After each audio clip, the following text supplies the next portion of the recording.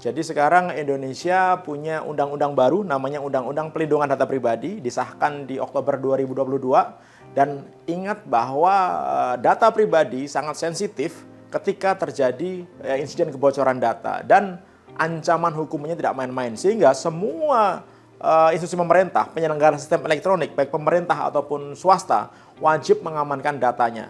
Bagaimana dampaknya jika tidak mengamankan datanya? Yang pertama adalah aspek hukum. Bisa kena penjara selama 6 tahun, denda sampai 6 miliar. Bahkan untuk perusahaan bisa kena denda 2% dari total revenue tahun terakhir. Nggak main-main. Nah, oleh karena itu compliance terhadap Undang-Undang Pelindungan Data Pribadi itu penting. Sehingga apa? Pemerintah, swasta, penyelenggara sistem elektronik harus menyiapkan orang, harus menyiapkan sistem, harus menyiapkan polisi kebijakan supaya semuanya compliance. Dan ini akan membuat ekosistem keamanan cyber di Indonesia ini bisa berjalan dengan baik dan aman. 在中科院我们进入任何一个国家的市场的时候，那首先我们要去面对的是各个国家对这个数据安全和隐私的要求。那这个是我们面对最大的挑战，因为每个国家的监管要求它会不一样。可能我们在中国我们会更了解中国本地的市场，但是进入一个新的市场的时候，这个要求可能是我们要去面对的。我觉得第二个挑战是我不光保护好了数据，还能把这个数据作为价值输出到各行各业。那在中国我们会经常说我们叫一个生态，也就是在这个生态里的各行各业的数据可以去交换。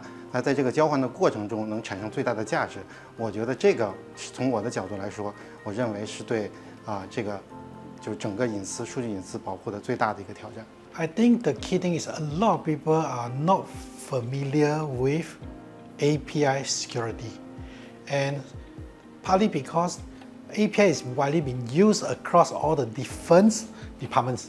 And who is the ownership of this API? It could be app division, it could be security division, or maybe InfoSec security division. So ownership becomes so important, and the person is actually protecting or person who storing the data is another department again. So the key thing is that we must identify who is a business owner. We actually support the ecosystem. The ecosystem, which means we have local partners in Indonesia that we not just trust them, we also empower them. At the same time, they can pass on their requirement to us. Now, within this environment, we can actually gather more information and more details about what local companies in Indonesia require. So that's how we actually build the trust. And at the same time, we actually share the technology developments with the local partners to see whether that is actually beneficial to the Indonesian market. This is why we actually empower the local partners in order to balance the ecosystem. Honestly, AI is just a technology, right? Nothing much difference between a compliance of the existing IT or the AI, except AI probably may be more extensive and faster. Sinosoft is a CMMI level 5 company.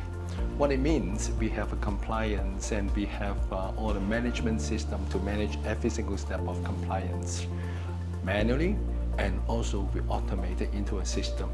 So internally, we don't worry. On the other hand, we will think of the compliance issue as an opportunity. Why? Because internally, we got a system already. If we can make it more user-friendly, more easy to do, we can actually make it as one of the products which can help other industries. Disadari atau tidak disadari, AI bisa membawa dampak baik dan dampak buruk.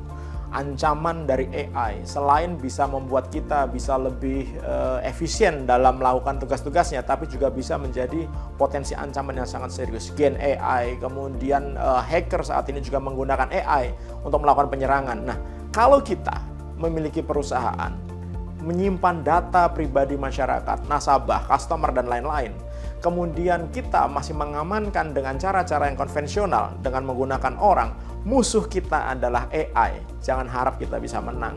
Oleh karena itu, ketika musuh kita menggunakan AI untuk melakukan penyerangan ke sistem yang kita miliki, kita pun harus berusaha bagaimana melakukan antisipasi, bahkan bisa menggunakan base AI gitu untuk melakukan pertahanan gitu. Jadi ya, AI ini challenging gitu.